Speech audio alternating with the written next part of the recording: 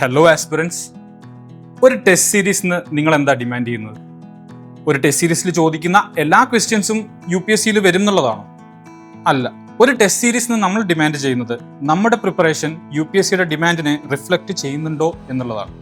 ഇപ്പോൾ പൊളിറ്റിയിലേക്ക് വരുമ്പോൾ vast syllabus ഉള്ള ഒരു സബ്ജക്റ്റാണ്. നമുക്ക് കോൺസ്റ്റിറ്റ്യൂഷൻ പഠിക്കാനുണ്ട്, ഒരുപാട് നിയമങ്ങളുണ്ട്, കറണ്ട് അഫയേഴ്സ് ഉണ്ട്.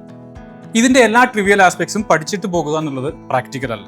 UPSC ഡിമാൻഡ് ചെയ്യുന്നത് പൊളിറ്റിയിലേക്ക് വരുമ്പോൾ ചില കാര്യങ്ങളിൽ കൺസെപ്ച്വൽ ക്ലാരിറ്റി ഡിമാൻഡ് ചെയ്യുന്നുണ്ട്, ചില കാര്യങ്ങളിൽ ഫാക്ച്വൽ അവയർനെസ് ഡിമാൻഡ് ചെയ്യുന്നുണ്ട്, ചിലതിൽ അതിൻ്റെ ആപ്ലിക്കേഷൻ ഡിമാൻഡ് ചെയ്യുന്നുണ്ട്.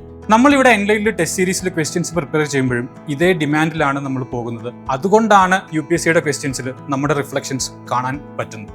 ഇപ്പം നമുക്കൊരു ക്വസ്റ്റ്യൻ എടുക്കാം. കഴിഞ്ഞ തവണ UPSC പ്രിലിംസ് 2025 ചോദിച്ച ഓർഡിനൻസിൻ്റെ ക്വസ്റ്റ്യൻ ഉണ്ട്.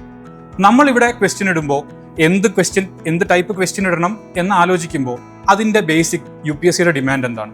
ഓർഡിനൻസസിലേക്ക് വരുമ്പോൾ ആരാണ് പ്രൊമൾഗേറ്റ് ചെയ്യുന്നത്? കോൺസ്റ്റിറ്റ്യൂഷണൽ പ്രൊവിഷൻ എന്താണ് ഒരു ഓർഡിനൻസിൻ്റെ ടൈം പീരീഡ്? എപ്പോൾ ലാപ്സ് ആവും? എങ്ങനെയൊക്കെ ലാപ്സ് ആവും? എന്താണ് അതിൻ്റെ സ്കോപ്പ്? കോൺസ്റ്റിറ്റ്യൂഷണൽ അമെൻമെൻറ്റ്സ് പറ്റുമോ? ലോസിൽ വ്യത്യാസം വരുത്താൻ പറ്റുമോ? അപ്പോൾ ഇതേപോലുള്ള കാര്യങ്ങൾ ചിന്തിച്ചിട്ടാണ് നമ്മളിവിടെ ക്വസ്റ്റ്യൻസ് പ്രിപ്പയർ ചെയ്യുന്നത്. അതുകൊണ്ടാണ് നമ്മൾ UPSCയുടെ ഡിമാൻഡിനെ മീറ്റ് ചെയ്യുന്നത്.